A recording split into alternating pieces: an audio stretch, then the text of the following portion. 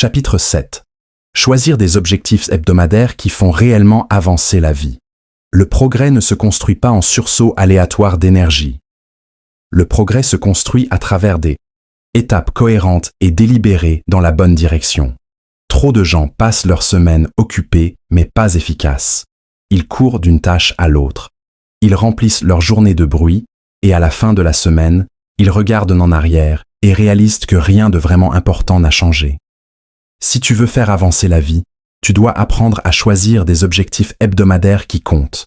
Pas de longues listes qui t'accablent. Pas de rêves vagues que tu ne peux pas mesurer. Thomas. Objectifs hebdomadaires clairs et ciblés qui font une vraie différence dans ton avenir. La psychologie de l'accomplissement nous montre que l'esprit humain performe mieux avec des délais plus courts. Les grands objectifs semblent intimidants quand tu les vois comme une grande montagne. Mais quand tu les divises en étapes hebdomadaires, ils deviennent gérables. Chaque semaine devient une chance de gagner. Et ces victoires hebdomadaires s'additionnent. Pense à combien de progrès tu ferais si chaque semaine se terminait avec quelque chose de réel accompli, quelque chose qui poussait ta vie en avant. En un an, ce serait plus de 50 victoires empilées ensemble. C'est ainsi que les vies sont transformées, pas en un moment de chance, mais dans la discipline cohérente du progrès hebdomadaire. Choisir sagement les objectifs hebdomadaires nécessite de l'honnêteté. Tu ne peux pas simplement écrire n'importe quoi et espérer que cela compte. Tu dois demander cet objectif me rapprochera-t-il réellement de la vie que je veux? Si la réponse est non, alors il n'appartient pas à ta liste. Beaucoup choisissent des objectifs qui les maintiennent occupés, mais pas efficaces. Ils se concentrent sur des tâches mineures, des actions sûres et des victoires faciles. Mais la croissance vient du choix d'objectifs qui te défient, qui t'étirent, qui ont un impact visible. Un objectif hebdomadaire devrait se sentir assez important pour que son accomplissement te donne fierté et élan. Chaque semaine, mets de côté du temps pour planifier. Regarde ta vision à long terme et demande-toi que puis-je faire cette semaine pour me rapprocher? N'essaie pas de tout faire en même temps. Choisis 2 ou 3 objectifs significatifs. Peut-être est-ce terminer un projet qui attend. Peut-être est-ce apprendre une nouvelle compétence qui renforce ton avenir. Peut-être est-ce contacter quelqu'un qui peut t'ouvrir des opportunités. La clé est la pertinence. Chaque objectif doit se connecter directement à ton but plus large. S'il ne le fait pas, c'est une distraction déguisée en productivité. Quand tu choisis des objectifs hebdomadaires, rends-les spécifiques. Travailler sur la forme physique est vague. Faire de l'exercice pendant 30 minutes 4 fois cette semaine est spécifique. Améliorer les finances est vague. Économiser $100 en réduisant les dépenses inutiles cette semaine est spécifique. Les objectifs spécifiques donnent à ton esprit de la clarté et enlèvent les excuses. Tu sais exactement quoi faire et tu peux mesurer si c'est fait. Le cerveau a besoin de cette clarté pour se concentrer. Sans elle, tes objectifs se dissolvent en pensées vœux pieux. Les objectifs hebdomadaires construisent également la discipline parce qu'ils créent une responsabilité régulière. À la fin de la semaine, tu peux demander « Ai-je fait ce que j'ai dit que je ferais ?» Si oui, célèbre le progrès. Sinon, confronte la vérité et ajuste. Cette responsabilité hebdomadaire est puissante parce qu'elle prévient la dérive. Trop de gens ne réfléchissent qu'une fois par an quand ils font des résolutions. D'ici là, 12 mois sont passés avec peu de progrès. La réflexion hebdomadaire te garde honnête en temps réel. Tu n'attends pas que l'année soit partie pour remarquer que tu l'as gaspillée. Tu corriges ton cap tous les 7 jours. La beauté des objectifs hebdomadaires est comment ils équilibrent l'urgence avec la patience. Une semaine est assez courte pour créer l'urgence. Tu ne peux pas retarder sans fin, mais elle est aussi assez longue pour permettre un travail significatif. Tu peux faire du progrès visible en une semaine, que ce soit dans ta santé, ta carrière ou ta vie personnelle. Cet équilibre est pourquoi les objectifs hebdomadaires sont si efficaces. Ils te donnent des délais sans t'accabler. Ils te donnent de la concentration sans t'étouffer. Ils te donnent du progrès sans attendre des années pour le ressentir. Une autre vérité sur les objectifs hebdomadaires est qu'ils entraînent ta prise de décision. Quand tu décides ce qui compte pour les 7 prochains jours, tu es forcé de séparer l'essentiel du trivial. Cette pratique construit la clarté. Au fil du temps, tu deviens meilleur à savoir ce qui est vraiment important et ce qui semble juste important. Cette clarté te sauve de gaspiller de l'énergie sur des choses qui n'ont pas d'importance. Elle affûte ta capacité à investir du temps là où il produit des résultats. C'est l'un des plus grands avantages de l'établissement d'objectifs hebdomadaires. Il t'enseigne comment concentrer ta vie sur ce qui compte. Tes objectifs hebdomadaires devraient également couvrir différents domaines de ta vie. Le succès n'est pas seulement carrière ou richesse.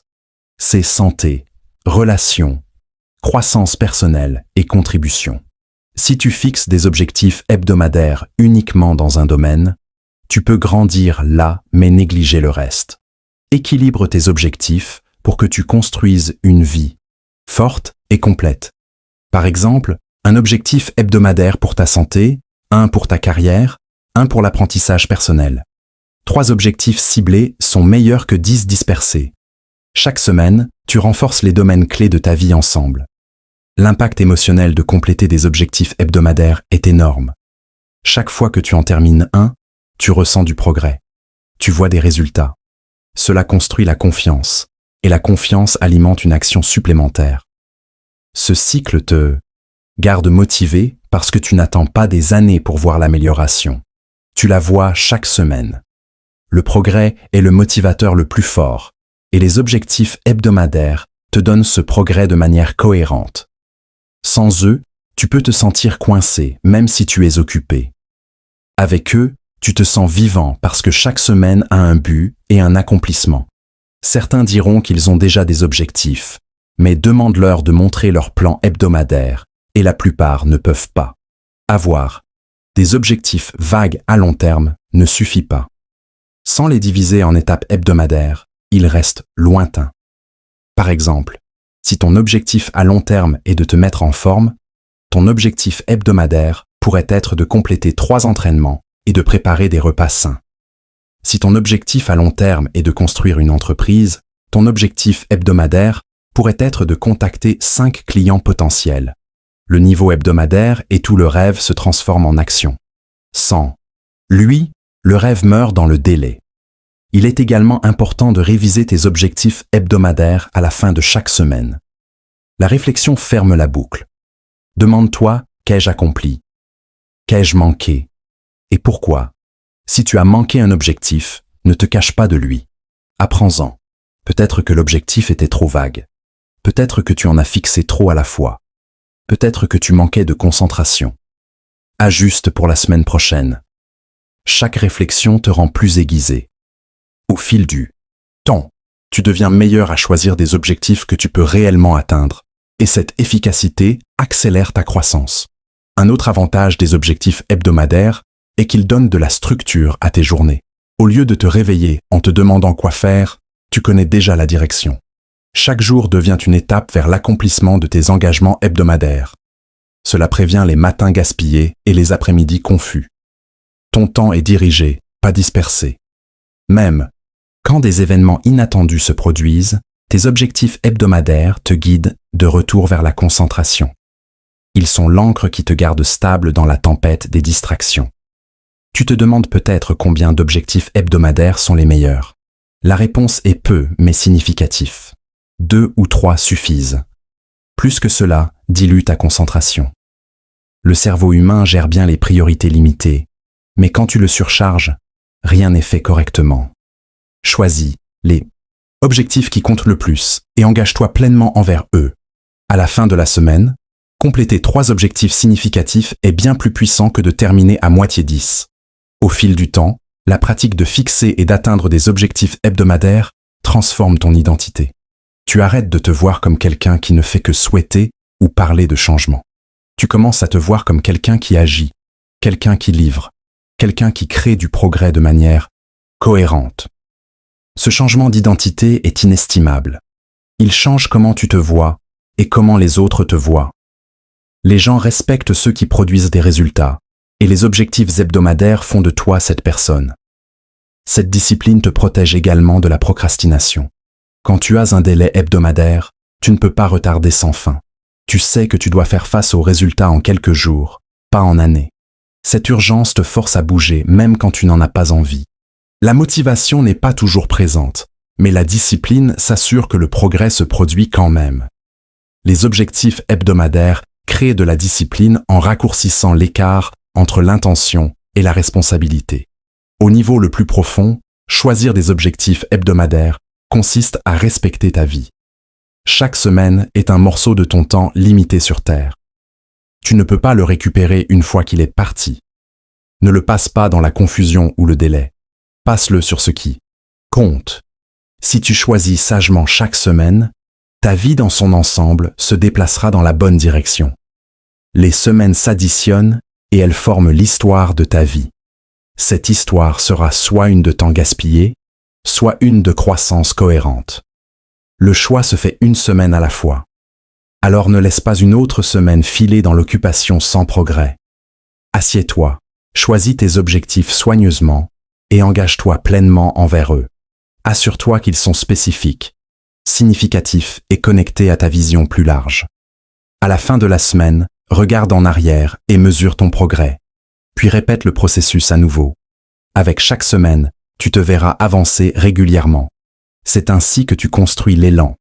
C'est ainsi que tu transformes des semaines ordinaires en résultats extraordinaires. Maintenant que tu as un système solide pour planifier et progresser chaque semaine, tu dois également mettre en place des mécanismes pour t'assurer que chaque objectif que tu fixes est réellement complété. Car avoir des objectifs sans les respecter ne mène qu'à la déception. C'est ici que l'utilisation stratégique des délais devient cruciale. Chapitre 8. Fixer des délais pour les tâches afin d'éviter le report sans fin.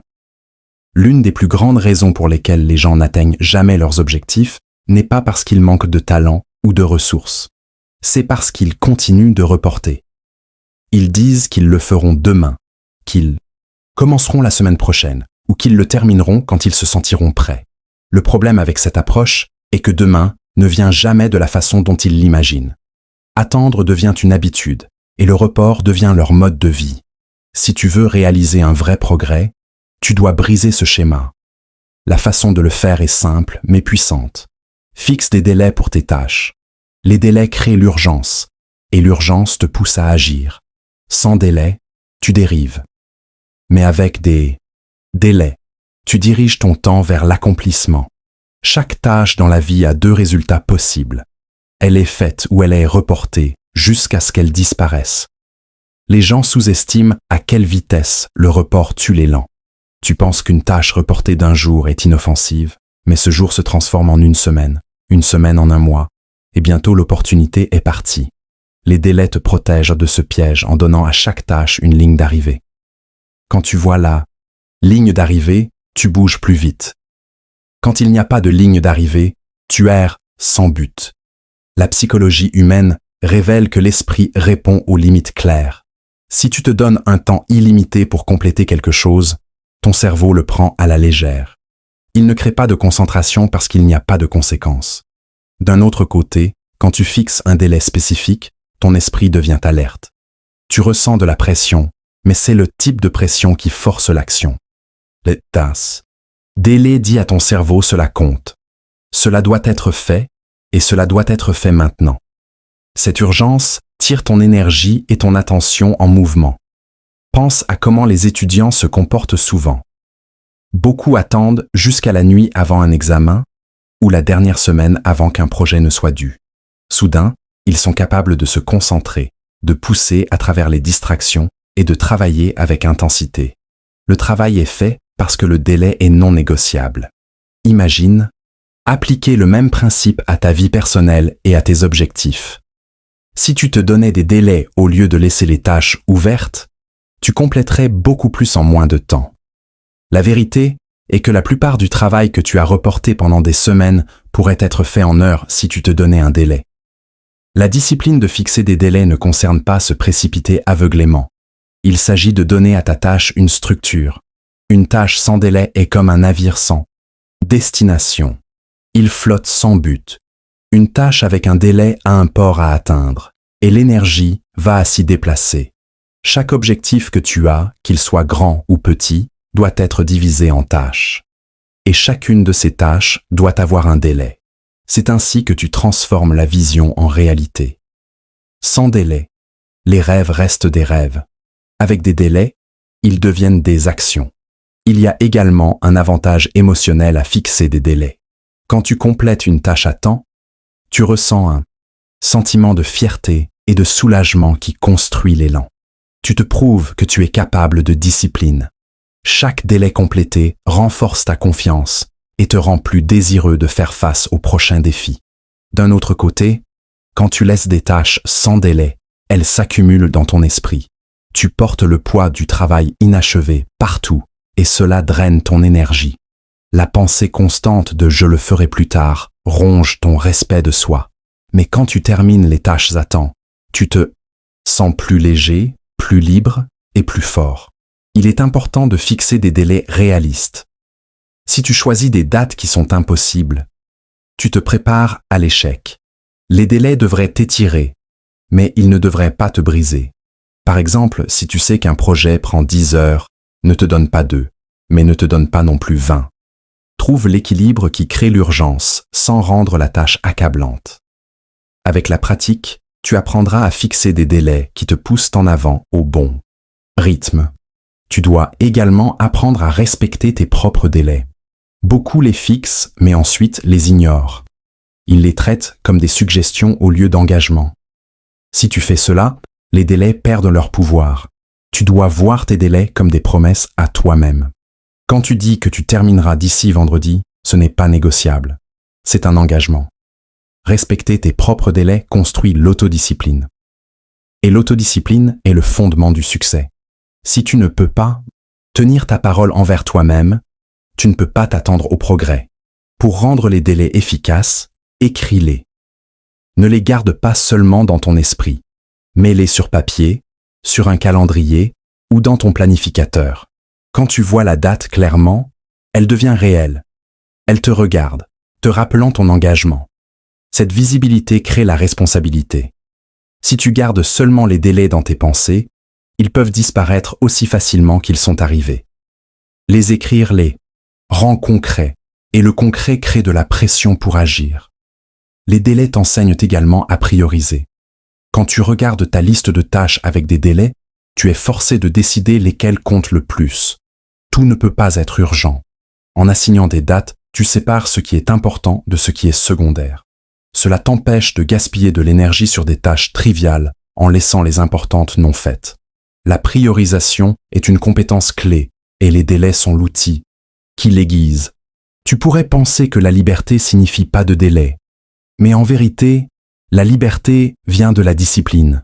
Quand tu vis sans délai, ton temps est volé par les distractions, la paresse et le report sans fin.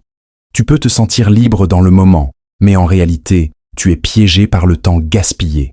Quand tu vis avec des délais, tu prends le contrôle. Tu décides ce qui est fait et quand. Cette discipline crée une vraie liberté parce que tu n'es plus prisonnier du report.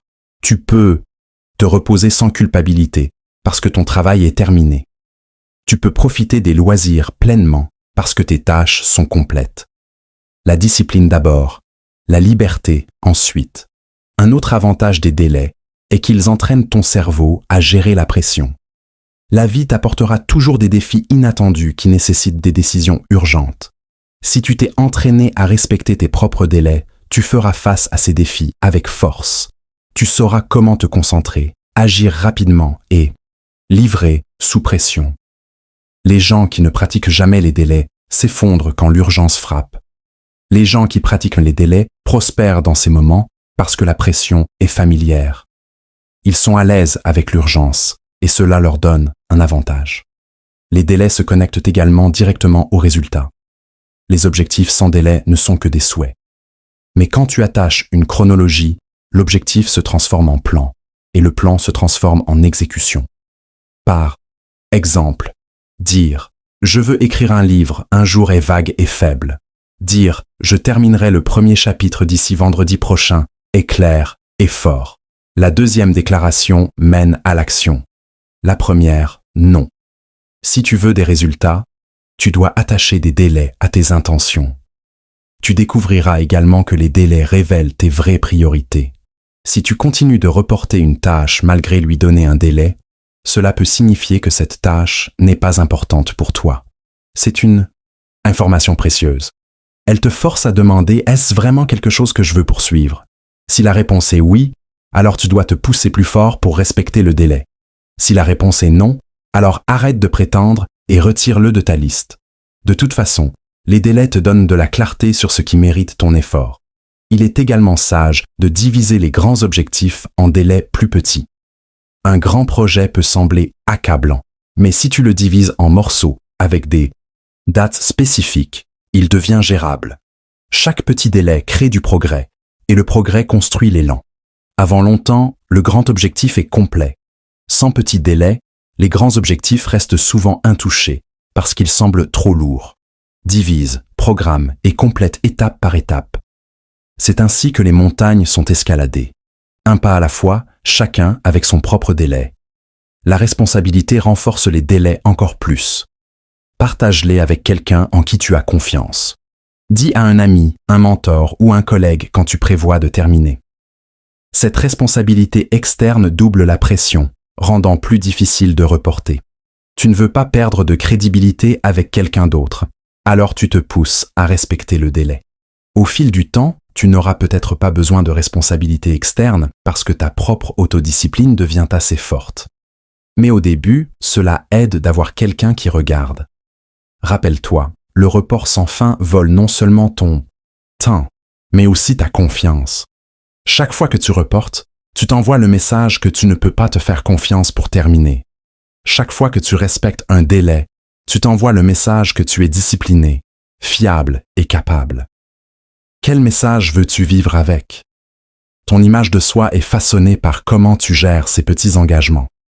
Respecte les délais et tu te respecteras. À la fin de la journée, fixer des délais consiste à prendre le contrôle de ta vie. Il s'agit de refuser de laisser le temps filer sans remarque. Il s'agit de donner de la structure à tes objectifs et de l'urgence à tes actions. Le succès n'est pas construit sur des promesses vagues de un jour. Il est construit sur des engagements clairs de ce jour. Si tu veux arrêter de vivre dans le report, commence à vivre avec des délais. Fixe-les, respecte-les et complète-les. Cette discipline simple changera le rythme de ton progrès et la force de ton avenir, avec des délais en place pour assurer que tes objectifs sont atteints. Tu as maintenant besoin d'une pratique finale pour transformer l'expérience en sagesse durable. Car accomplir des tâches sans apprendre de tes erreurs te condamne à les répéter. La réflexion sur tes expériences est ce qui transforme l'action en croissance. Chapitre 9. Passez des minutes tranquilles à réfléchir sur les erreurs et les leçons.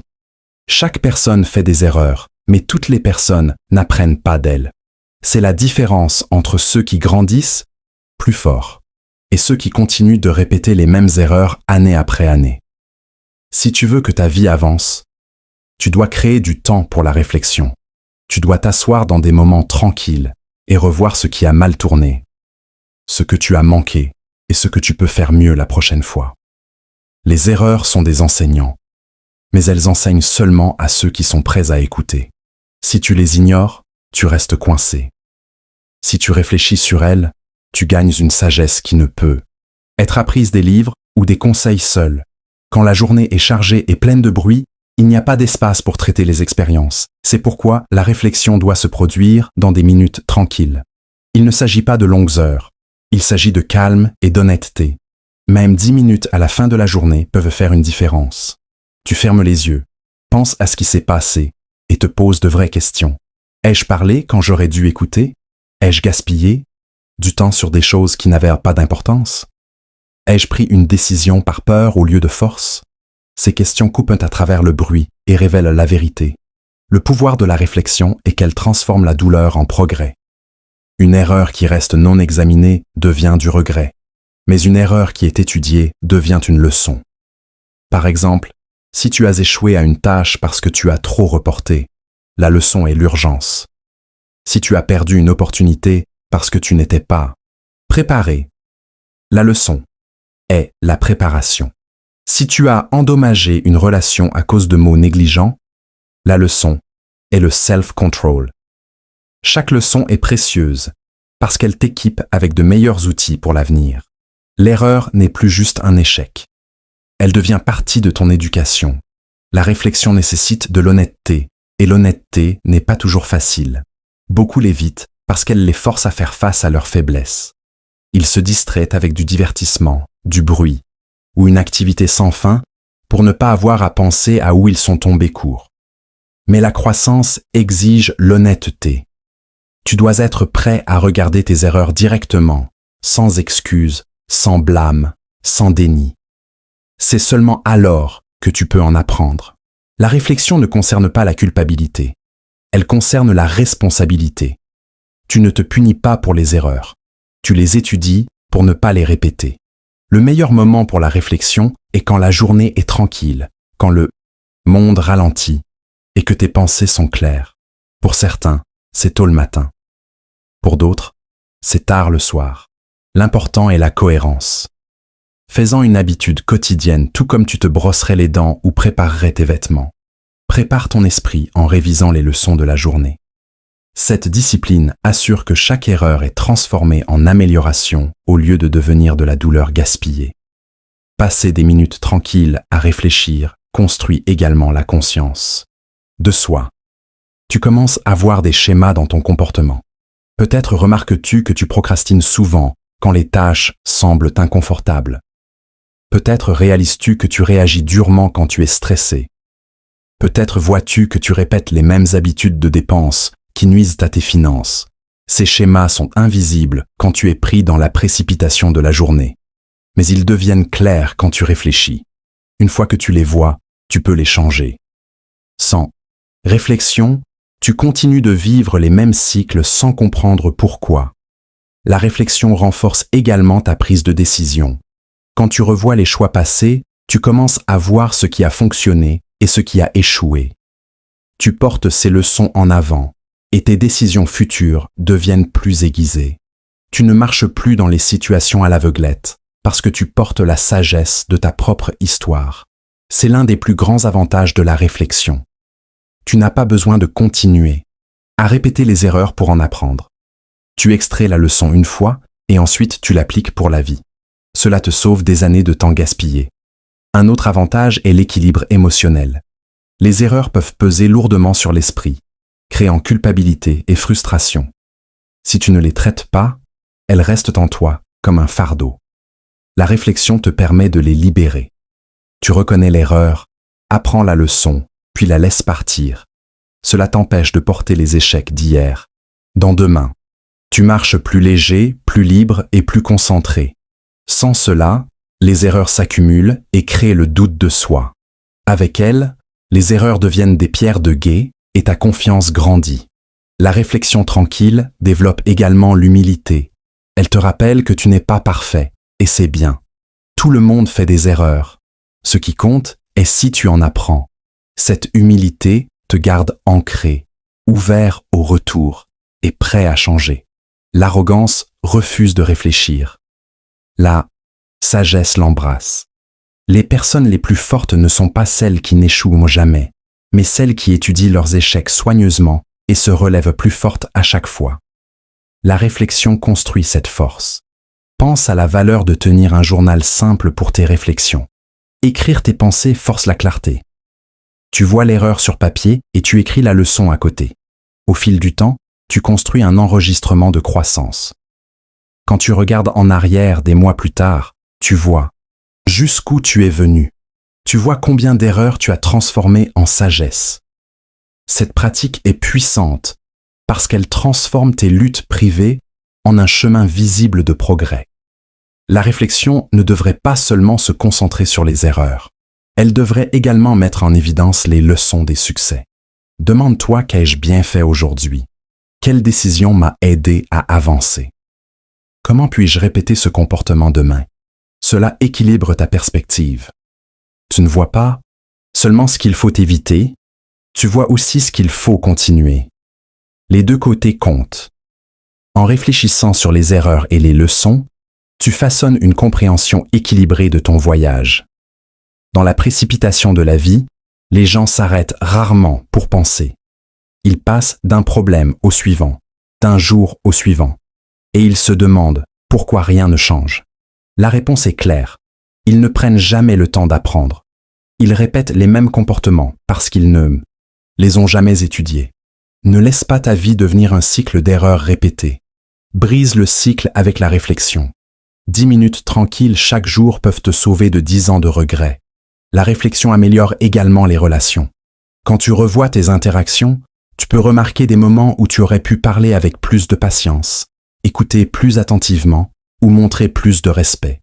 En attrapant ces erreurs rapidement, tu peux les corriger avant qu'elles ne grandissent tant. Conflit plus grand. La réflexion te rend plus conscient de comment tes actions affectent les autres. Et cette conscience renforce les connexions. Elle t'aide à construire des relations basées sur la croissance au lieu de malentendus répétés. Cette pratique entraîne également ta concentration sur ce qui compte. Quand tu réfléchis, tu vois combien de ton temps a été gaspillé sur des choses triviales. Tu remarques où tu as été distrait, où tu as suivi des habitudes qui ne te servaient pas. Cette conscience te motive à utiliser demain plus sagement. La réflexion est le miroir qui te montre comment tu vis. Parfois le miroir est inconfortable, mais il est nécessaire. Sans lui, tu marches à travers la vie inconscient de comment tu parais. Avec lui, tu vois la vérité et fais des ajustements. La force émotionnelle qui vient de la réflexion ne peut être surestimée. La vie apportera toujours des erreurs. Tu ne peux pas les éviter. Mais quand tu sais que tu réfléchiras sur elles, elles perdent leur pouvoir de te contrôler. Tu ne crains plus les erreurs parce que tu sais qu'elles deviendront des leçons. Cet état d'esprit te donne du courage d'agir, de prendre des risques, de poursuivre des opportunités. Sans réflexion, les erreurs créent la peur. Avec réflexion, les erreurs créent la croissance. C'est une transformation complète dans la façon dont tu vis. Imagine l'effet cumulé de réfléchir quotidiennement pendant des années. Chaque jour, tu rassembles des leçons. Chaque semaine, tu grandis plus sage. Chaque mois, tu améliores les décisions. Et chaque année, tu transformes ton caractère. C'est ainsi que les leaders sont construits. C'est ainsi que la sagesse est créée. Pas en vivant plus longtemps, mais en apprenant plus profondément. Certaines personnes vivent de nombreuses années, mais répètent les mêmes erreurs. D'autres vivent moins d'années, mais réfléchissent de manière cohérente, et elles grandissent au-delà de leur âge. La différence est la réflexion. Si tu veux faire avancer ta vie, ne cherche pas seulement plus d'informations de l'extérieur. Cherche plus de compréhension de l'intérieur. Tes propres erreurs sont ton plus grand enseignant. Mais seulement si tu prends le temps d'écouter. Programme des minutes tranquilles. Protège-les comme tu protégerais une réunion importante. Pendant ces minutes, réfléchis avec honnêteté, écris avec clarté et engage-toi à appliquer les leçons. Cette discipline peut sembler petite, mais elle changera la direction de ta vie. Chaque erreur contient une leçon. Chaque leçon détient le pouvoir de façonner ton avenir. La question est de savoir si tu prendras le temps de la voir. La réflexion tranquille n'est pas un luxe, c'est une nécessité. Sans elle, tu gaspilles tes expériences. Avec elle, tu transformes chaque expérience en croissance. C'est le chemin de la discipline, de la sagesse et du vrai succès. Avec toutes ces pratiques en place, de la préparation nocturne à la réflexion quotidienne, de la gestion de l'énergie, à la structuration hebdomadaire, il ne reste qu'une dernière pièce essentielle pour compléter le système. Cette pièce concerne la façon dont tu termines chaque journée, car la qualité de ta soirée détermine directement la force de ton lendemain. Chapitre 10. Protéger les soirées pour le repos afin que demain devienne plus fort. La force de demain est décidée ce soir. Trop de personnes passent leur soirée de manière qui affaiblissent leur jour suivant. Elles restent éveillées tard avec du divertissement sans fin. Elles mangent mal. Elles scrollent jusqu'à ce que leurs yeux fassent mal. Et ensuite elles se demandent pourquoi elles se réveillent fatiguées, sans concentration et démotivées. Si tu veux que tes matins soient forts, tu dois garder tes soirées. Protège-les parce qu'elles sont le fondement du jour qui suit. Le succès ne concerne pas seulement ce que tu fais le matin ou pendant les heures de travail. Il concerne également comment tu fermes ta journée. Les habitudes que tu pratiques avant de dormir construisent soit demain, soit le brisent. La psychologie humaine rend cela clair. Le cerveau traite les événements de la journée pendant la nuit. Si tu termines ta soirée dans le chaos, le stress ou la distraction, ton esprit porte cela dans ton sommeil. Tu te retournes et te réveilles. Tu te réveilles épuisé et tu commences le jour suivant déjà en retard. Mais quand tu fermes la journée avec repos, calme et préparation intentionnelle, ton cerveau se réinitialise correctement. Tu dors profondément.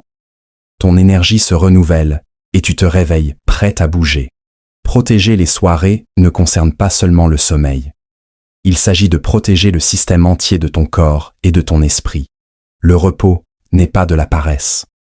Le repos est une stratégie. Sans lui, ton corps et ton esprit s'effondrent. Les athlètes comprennent cela bien.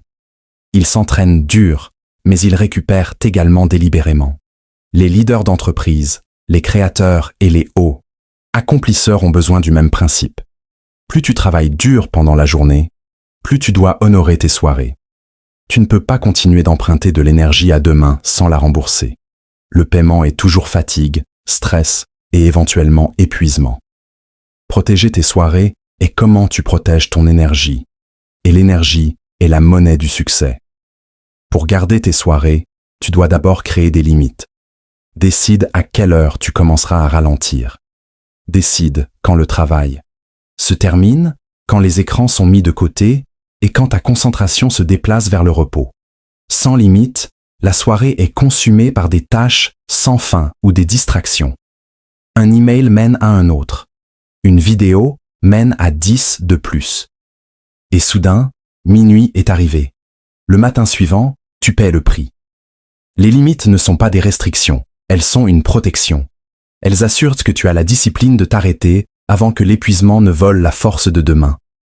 Il est également sage de développer des rituels de soirée qui signalent à ton corps et ton esprit que la journée se ferme. Cela pourrait être quelque chose de simple. Lire quelques pages d'un livre, écrire dans un journal, pratiquer la gratitude ou préparer ton plan pour demain. Ces rituels calment l'esprit et te préparent pour le repos. Ils remplacent le bruit du monde par un calme intentionnel. Sans eux, l'esprit reste occupé et les esprits occupés ne se reposent pas. Une routine de soirée forte est comme un pont entre le chaos de la journée et le calme de la nuit. Traverse-le et demain t'accueille avec clarté. La nourriture que tu manges le soir compte également. Les repas lourds et malsains font travailler ton corps en heures supplémentaires pendant la nuit. Au lieu de se reposer, il lutte pour digérer. Cela affaiblit la qualité de ton sommeil et vole ton énergie. Choisis des repas légers et équilibrés qui soutiennent la récupération, pas ceux qui te drainent. Ce que tu bois compte aussi. Trop de caféine tard dans la journée ou d'alcool la nuit te laisseront agité. Protège tes soirées en alimentant ton corps sagement. Ce que tu consommes décidera à quel point tu te reposes profondément et à quel point tu te réveilles fortement. L'un des plus grands ennemis du repos de soirée est la technologie. Les écrans inondent ton esprit avec stimulation et lumière qui trompent ton cerveau pour rester éveillé. Les heures disparaissent rapidement dans un scroll sans sens ou des émissions sans fin. Tu peux penser que tu te détends, mais tu épuises réellement ta concentration. Le vrai repos vient du calme, pas de la stimulation constante. Si tu veux protéger tes soirées, fixe des limites sur l'utilisation des écrans. Choisis des activités qui te calment au lieu de te garder branché. Lis, réfléchis ou passe du temps dans une conversation significative. Remplace le bruit par le calme, et ton corps te récompensera avec un repos plus profond. Protéger les soirées concerne également lâcher prise de la journée. Beaucoup portent le stress du travail dans la nuit. Ils rejouent des arguments, des erreurs ou des tâches inachevées dans leur esprit. Cela vole leur paix et les garde éveillés. Tu dois développer la discipline de fermer la journée. Dis-toi, aujourd'hui est terminé. Demain, je continuerai. Écris les tâches inachevées pour que ton esprit n'ait pas à les tenir. Libère la tension pour que ton corps puisse récupérer. La discipline de lâcher prise est l'un des plus grands cadeaux que tu puisses te faire la nuit. Il y a également du pouvoir dans la réflexion pendant la soirée. Passe quelques minutes tranquilles à te demander qu'ai-je appris aujourd'hui? Quel progrès ai-je fait? Que vais-je améliorer demain? Cette courte réflexion clarifie tes pensées et donne du sens à la journée. Elle assure que même les erreurs deviennent des leçons, pas des fardeaux. La réflexion le soir aiguise ta direction pour demain. C'est une petite pratique, avec un impact massif sur la clarté et la croissance. Une autre partie importante de protéger les soirées est d'honorer le sommeil lui-même. Beaucoup traitent le sommeil comme optionnel, quelque chose à couper quand la vie est chargée. Mais chaque heure de sommeil perdue réduit la concentration, affaiblit la mémoire et abaisse la productivité. Il ne s'agit pas seulement de quantité, il s'agit de qualité. Créer un environnement qui soutient le repos. Une pièce sombre, tranquille et fraîche. Un horaire de sommeil cohérent. Un corps et un esprit qui sont calmes avant le lit. Ces détails peuvent sembler petits, mais ensemble, ils déterminent combien d'énergie tu auras demain. Néglige-les, et tu commences chaque jour avec un désavantage. Protéger les soirées signifie également protéger les relations. Quand tu utilises la soirée pour un travail sans fin ou une distraction, tu voles du temps aux personnes qui te tiennent à cœur. Utilise une partie de tes soirées pour te connecter avec la famille ou des amis proches. Partage des conversations, ris ou passe simplement du temps ensemble.